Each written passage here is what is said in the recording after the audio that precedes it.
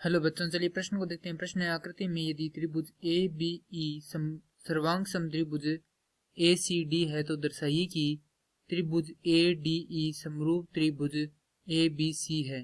प्रश्न को हल करने से पहले जो इसकी मुख्य अवधारणा है उस पर विचार करेंगे। तो इस प्रश्न के लिए जो मुख्य अवधारणा है, त्रिभुजों में समरूपता, अर्थात हम यहाँ पर यह देखेंगे त्रिभुजों में जो समरूपता है वह क्या होती है।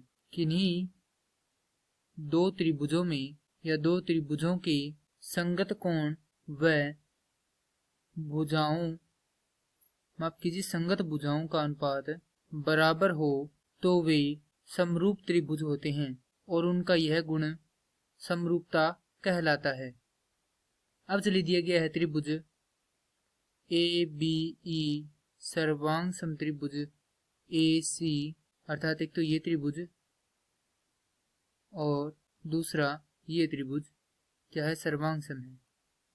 अर्थात यहाँ पर जो इनका कोण ए है वो बराबर होगा किसके, कोण ए के, क्योंकि दोनों में क्या है, उभयनिष्ठ है।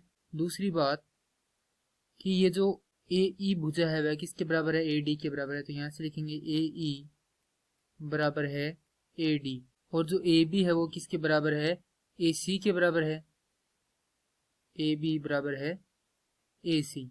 अर्थात अब अगर हम देखें त्रिभुज ए डी ई व त्रिभुज ए, तो हमें क्या प्राप्त होगा, अर्थात एक तो त्रिभुज ये है ए डी ई और दूसरा त्रिभुज है ए बी सी, अर्थात ये त्रिभुज। तो इनमें क्या है, सबसे पहले तो यह कोण क्या है, इनमें उभयनिष्ठ है। तो लिखेंगे कोण ए बराबर है कोण ए उभयनिष्ठ। दूसरा हम यहाँ पर देखें तो जो ए डी भुजा है और जो ए बी भुजा है पूरी, इन दोनों का अनुपात किसके बराबर होगा, ए ई और ए सी के बराबर होगा, यानी कि पूरी वाली भुजा। तो यहाँ से हम क्या लिख सकते हैं, यहाँ से लिख सकते हैं ए डी बटा ए बी बराबर है ए ई बटा ए सी के, जो कि क्या हमने यहाँ पर देखा था।